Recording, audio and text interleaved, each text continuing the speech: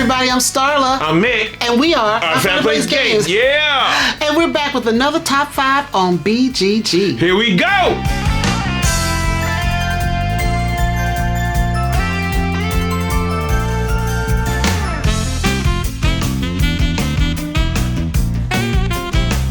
All right, let's start off by saying Happy New Year to everyone. Merry New Year. Yes. Happy New Year. Trading Places. Merry New Year. Yes. Okay. There we go. Trading Places. All right. Trading Places. Love Eddie Murphy now. Yeah. So we're into a new year, 2026. Yes. And yes. we're still doing top We're five. sliding on into 2026. It's gonna be an interesting year. This is our third year doing top five. Third year. Yeah. Almost a complete third year. Almost. We're at the end of it. Yeah. Yeah. And it's been a fun time. It's been a fun time. Yeah. Fun time. We enjoy being on BGG talking about our top five. Yes, we do. Yes, we do. So now this month we're going to talk about our top 5 2025 games. These are our favorite games we played in 2025. Yes. Now, don't get me wrong. We have a lot of ton of games we played. And we like a lot of them. Yes. But we narrowed it down. 5. Yeah, we narrowed it down to 5. Yeah. Or so. Yeah, so. Yeah. Yes.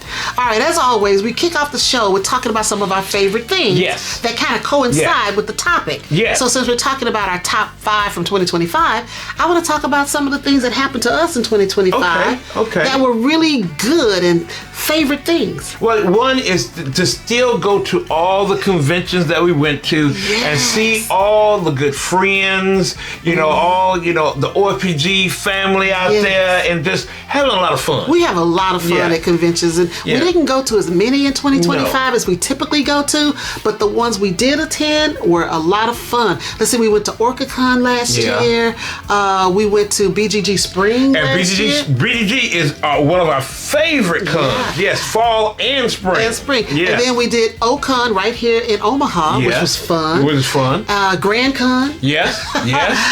Capital Cities Gaming Capital Con. City, yes. In Des Moines, Iowa. In Des Moines. And then we did a new one this year, Meeple-a-thon. In Kansas City. Not too far. Yeah, we had a lot of fun there. Yeah, we didn't do as many conventions, but every time we get to go to one, we usually have a good time. And see so many people and having so much fun with all the folk. And we're so glad that, the cons that invite us back. Yes. We do have a lot One of fun. our top things is conventions. Yes. And then the next one, we moved into a new house. We moved to a new house. Yes. We needed to. We needed space. Yes.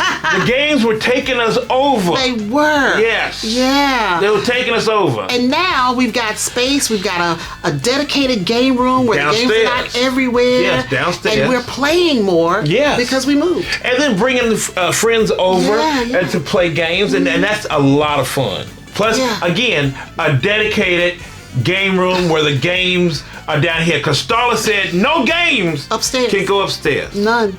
When a package comes in, it goes immediately downstairs. It can't survive upstairs. No game. No games. Not even a little bitty button shy. Nothing can stay. Yeah, before we moved, games were everywhere. Yes. I'm not gonna have that now. Yes. They gotta go downstairs. Package come in, downstairs. So I think moving was my top highlight. Yes. And then going to conventions was the next one. Yes. So 2025 was a good year despite everything else that's going on around us. It was a good year. Yeah, and then also we celebrated Christmas a whole lot, I guess bigger this year. Bigger and better. Because one of my favorite holidays, my favorite holiday is Christmas. And I was able to decorate a little bit more in the home and also outside. So it was a lot of fun. And we added more nutcrackers to our collection. Oh, a nutcracker collection. Yes. Yeah. It's growing. Yeah. I think we hit 30 this year. I think we're at 30 now. We're at 30. We're going to keep on going. Now, y'all might say, wait a minute,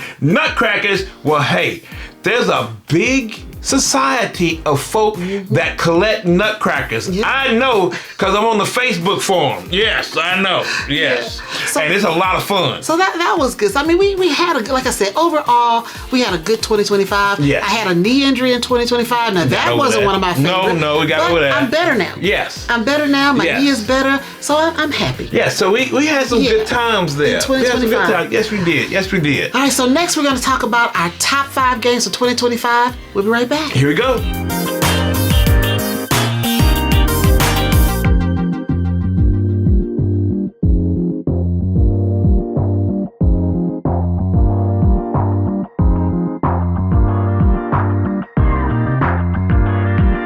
right, let's get into this list. Yes, let's go. Yes. Now, these are 5 games from 2025. Yes. Like I said before, they're not all they are our favorites, but we have so many. We have so many top games that I can throw on here, but this is some games that we agreed together to talk about. That we're going to talk about that we really enjoyed these games. In 2025. Because what's so crazy, the first game we're going to talk about, we don't even own. No. It's not in our collection, but we played it. But we played it because we played it one time, and then our friends had it, and I said, wait a minute. The next time we saw him, I want to play this again. Yes, I want to play it again. I played it again, but we don't have it in the collection. But maybe one day it might show up. So we don't know. We don't know. So that first one is 12 Rivers, 2 to 4 players from Good Games Publishing. And in 12 Rivers, you'll lead your tribe to the legendary 12 rivers flowing from a mystical mountain lake. You're hunting for magical colored pearls that are carried by the current. Over 5 rounds, spend camp resource cards to place your 3 tribe tokens along the rivers. After placement, the pearls are released. Then you collect pearls at each of your tokens and store them on your alpaca. As the game goes on, you'll collect fairy tokens, pursue alpaca scoring goals, and transfer pearls to recruited villagers to score points and bonus objectives. After 5 rounds, the highest score wins. All right, let's talk about 12 Rivers. Yes, 12 Rivers. I love the game. I mean, it has table presence. Yes. I mean, I like the little marbles that come down the river. Yes, that you try to catch so you can get some of the benefits of those marbles. You know, to put them in your tableau. Yeah, well, you have an alpaca that you can store. I think it's up to 6, and then you can open up more storage space on the alpaca. And then you put them onto the people that you recruit, the villagers you recruit, and try to get the set collection so you can get points at the end of the game. Yeah. But the cool thing about it looks like a gimmick. It does. A gimmick that's not going to last long, but it is a gimmick that really brings out this game, and it works. It works. It's not just a gimmick. Yeah, you know? and I like it. I like the way it looks. You put it on the table, and every time we play this, somebody always say, "Oh, what game is that?" Yes. Yeah. Yes. You put the marbles up there, and you release the marbles, and they get caught by your little tribe tiles and everything. I like it a lot. It is. It's a really fun game with a very cool mechanic of rolling down. Just like kind of like gizmos and some of the things like that. Yeah. So I really do like this game. I like games with marbles. One of my other favorite games with marbles is Potion Explosion. Potion Explosion. Yes. Yeah, I like the little marble thing. And it's fun. It's fun. It's fun. So I do like 12 Rivers. Yes, I do. All right, so the next one on our list is A Place for All My Books. It's a 1 to 4 player game from Smirk and Dagger. A Place for All My Books is a puzzly book collecting, sorting, and organizing game where players arrange stacks of books across different rooms in their apartment.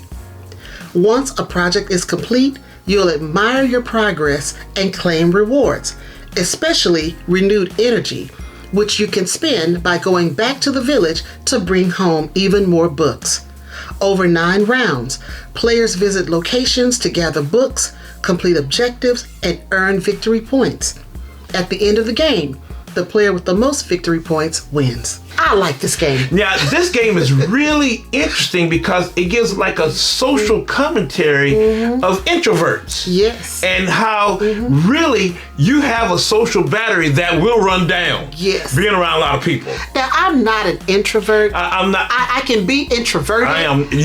I am not even close to being an introvert. Not at all. But I really liked the game. It resonated with me where, I need to take some time out to just recharge. Yes. Before I go out and deal with a lot of people. Yes. But I like the fact that you've got these books and you've got this collection and you're trying to get them in different rooms and stack them in different ways. You get to go shopping to get points. But you get to go shopping and looking for more books. Yes. And you're trying to get them into your different rooms because there's some, objectives that you're trying to meet. Yeah. And it's fun. I love the artwork on this game. I mean, it's pretty to look at. I mean, it's colorful. It's diverse. I thought they did a really good job. The game is really diverse, and I really do like that. I really do like that. They did a great job with the production. Yes. And it's fun. And the thing is that you got to watch folk keep going into town because if you stay in town and doing all your things, and you keep going to town, the game starts going to its end. Yes. And you're like, oh no, I think I need to get in town before, the sun goes down and that's it.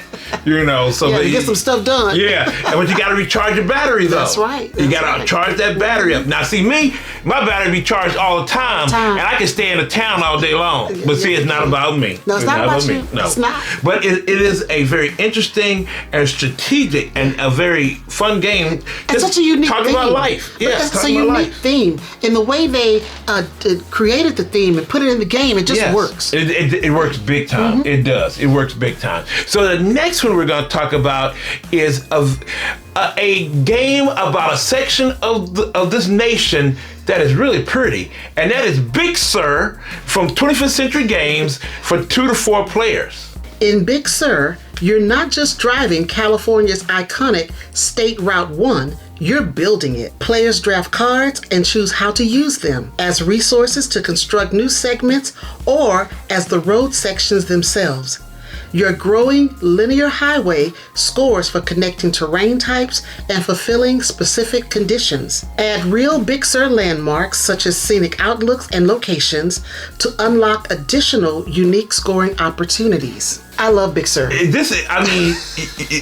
From the get-go, you're using these multi-use cards. Yes. And it's really fun that you either use the cards to build your your portion of Big Sur and try to get some set collection, or you use that card for your resources. Yes. And then what's the cool thing about it, when you discard a card with the resources, that you can still use that resource that's still shown again. Yes. And I love that. That is so much fun. I've never been to Big Sur. Yeah. But I love the way I felt playing this game. Yes. I was very immersed in it. Yes. I liked the artwork of it because it was very pretty, and you get the scenic, route you're building. What is it? I think it's State Highway 1. State Highway 1. In California. Yes. Yeah. I loved it. I was immersed in it. I felt it. I was driving that highway. You're on Big Sur. I'm driving. You're on Big Sur. You're going down Big Sur. And it's such a clever game that really just, like you said, it kind of immerses you into it. And you're really trying to find those different, cards to try to put together your perfect, travel road. Perfect. Your perfect travel road. You never get it perfect, but you try. You try so hard to try to get the right, cards, and you get the right resources, because resources are tough. Yeah. Sometimes the cards don't go where you need like a hard hat or something. You need one of those, you need steel. Yeah. You're trying to find that steel, and like, where is the steel at? No. I do not then need. you might have to change your plans. I don't need no more water. I got plenty of water. I don't need no more. But you might have to change your plans, because if you can't get those resources, you may have to look on the market and say, okay, let me figure out another way to get where I want to go. Because I got all this water, so what I need to do. So, yes. But a Big Sur, it's a lot of fun. So now the next one is a very spooky, strange, and interesting game. I don't know if it's spooky, but it is strange. It's strange. It's strange. And that is Deep Regrets from Tactics Game, 1 to 5 players. Deep Regrets is a strategic horror fishing game about hauling increasingly terrifying catches from the depths. Decide what to eat, sell, or mount, and how many regrets you're willing to carry as you push your luck towards an inevitable breakdown.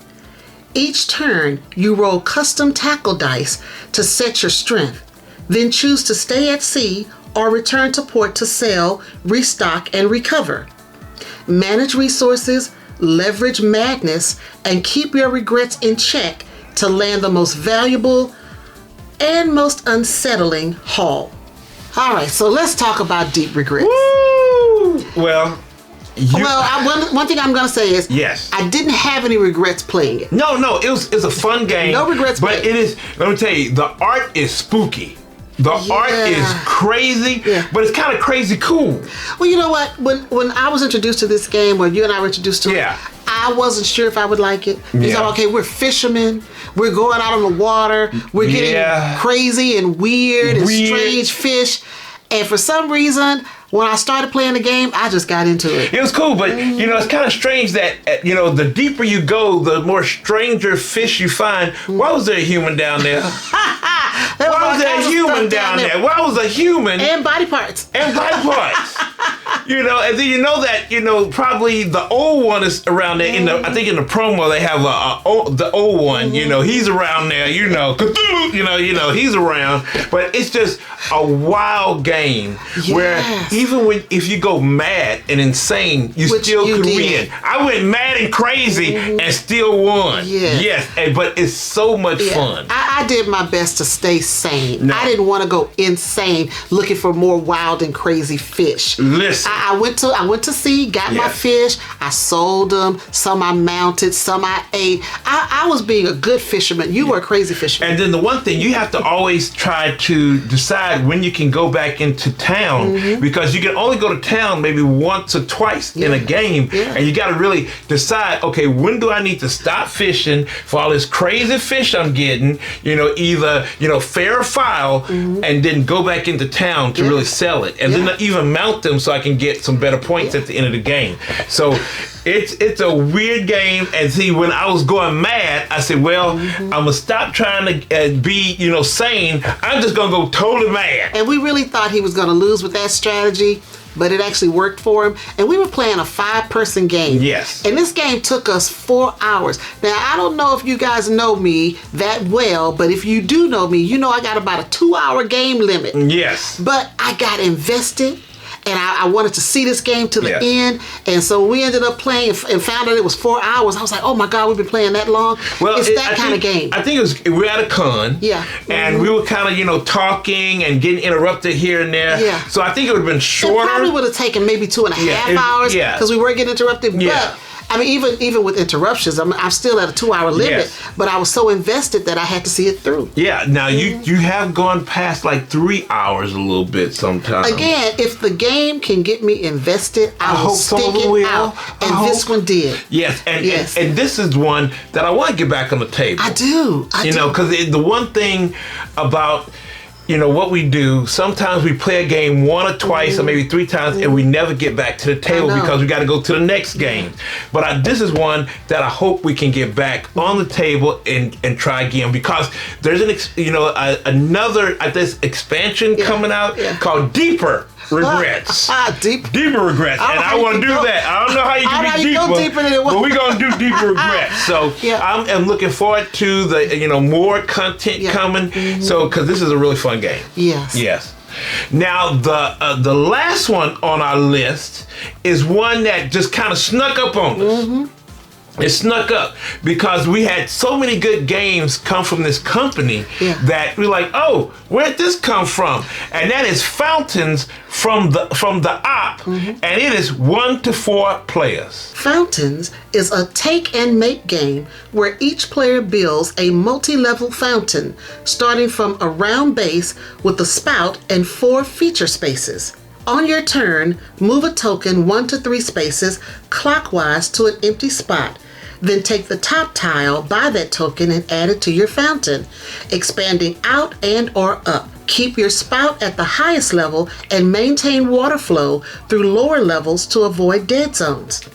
If you land by a feature instead of a tile, place that feature in an empty space. Hitting point thresholds triggers another round of scoring, and there are in-game bonuses to help you increase your score at the end. Now, when I saw the box, I told you from the beginning, I want to play this game. You want to play that game? I want to play this game. Yes. Because I like what it was doing. You're making these beautiful fountains, and then the little tiles that you're using are thick tiles. It's almost like what you use for like like coasters. Almost like a coaster. And you're putting this fountain together, and you're putting features in your fountain, and you've got levels. You're going up. You're going 3D. You can go up, and you can look down from the top, and that's how you get your points based on what you can see from the top down. Yes, and you're trying to make sure that water keeps flowing into each one of your fountains. Right. Because if it stops, you get a dead zone. You got a dead zone. And you don't want those. You have some dead fish. Yeah, you got some like murky water. You got some nasty stuff in your pool, so you don't want that. But you want it always, water keep flowing, and you want to get bigger so you can get more points. And it is such a cool game. I love the way you put it together. And again, like you said, it's beautiful. I love the way it looks when I'm looking down, trying to get my points. Do I have fish over here? Do I have a feature over here? Yeah. I love the way they thought about it. I don't know how they come up with these ideas and mechanics and themes, but this is a good one. And then you have like the little rondelle where you go around trying to get your different, pieces of the the fountain that you need, and you try to get around and get the ones that you need so you can expand it. Yeah. It is really strategic. Yes, it is. And it just surprised. This game surprised. It came out of nowhere. It did. Because the company, the op, has had a lot of good games this year. Yeah. I mean, in 2025, and it's just kind of snuck up on. And I don't think it's getting enough love. I don't think people are taking it seriously. It is a good strategic game. Yes. And it's really interesting to look at, and it's fun to play. It's not getting enough love. It's not getting enough love. But we love it. We love it. And we're going to keep playing. It's going to stay in the collection. Yeah. And we really do like it. Yeah. We do. All right, so those are our top 5 games for 2025. Yes. But there's a couple of honorable mentions. Yes, because I think during the Christmas time, we got 2 others that came through and we're like, hey, we need to throw this on there because we like them. Yeah, because I was thinking, I didn't want to put it in the top 5 just because it's a Christmas game, it's holiday themed, but these games were so much fun and so solid that I think they should be mentioned so that people can put it on their list for next Christmas. For next year, because these are some really cool Christmas games, and really, one of them is really so strategic. You can play this anytime. Well, you could. I could play a Christmas game anytime, but a lot of people wait till the holidays. Most times we do. But this is a game you need in your collection, and it just had to have a mention. And the first one is Holiday Hills. Yes. From Chris Couch Games. Yes. Now, Holiday Hills, you have this town. Yes. And you are trying to decorate the town because you've been hired by the mayor. I think it's Mayor Holiday. Yeah, well, Holiday, something like that. Yeah. Holiday Hills, something like that. You try to decorate with Christmas trees, and you're putting ornaments on the trees, and you're getting presents. They're dice presents you're going to put under the trees. The dice are presents. Yeah, so you got your little sleigh, and you're going around the town, stopping at different locations to get different things to decorate. To do an objective, because you have a card of how you have to make, the shapes of your, either your wreaths or your lights or whatever, or you put, like the little, ornaments on. So you have to put it in such a way so you can get points. And it's really a lot of fun. And when you're done, you've got this huge board that looks beautiful. That is beautiful. Yes, it's Christmassy. It's Christmassy. It looks like a Christmas village for real. I totally agree. And then also, if a lot of people went into the, the all-in or got some of the expansions that was with the crowdfunding campaign, it's even a lot more. It's a lot more. So it really is. I mean, the production value was out of this world. Is beautiful. It looks like Christmas. The gameplay is Christmas. Great. Yeah. So this is really going to be one that we play every Christmas. Yes. And then another one, also from Chris Couch Games. Yes. Is Jingle Bell Roll. Yes. Really cute. It's light, but you are playing. You've got this Christmas tree board, which is how you calculate your points, how you go up the Christmas tree, and you are rolling dice, and that's the whole game. You're rolling dice, taking chances, pushing your luck, trying to meet objectives and trying to get letters from Santa from your mailbox, and oh my God, there's so much stuff going on, and I love it. And then what's really cool about it is it's a board where you roll dice and you try to get different points and different. You place your dice on different things. That is so cool. I thought that was a very unique way to do the game. Yes. That way you don't have to calculate at the end. No. You figure out what your points are. You know exactly what you're doing right there. Once you put it on there. Yeah, then you put your little marker on the tree and you move it up the tree, so when the game is over, you already know who won. And it's fun. It's so much fun. So both of those from Chris Couch Games are Christmas. Just Christmas. Yeah. And we don't get a lot of holiday games. No, we don't. And so to get those 2 in the same year, I just thought we needed to mention that. Yes, we need to mention those. Yes, so we definitely need to mention. Now, family, those are our picks for our top 5 of 2025. So let us know if you or your family have played any of the games and that we've listed. And if you have some more suggestions, give it to us down below. Come on, let us know. I'm Starla. I'm Mick. And we are Our Family Plays Games. Yeah! And we'll see you next month with another top 5. Happy New Year!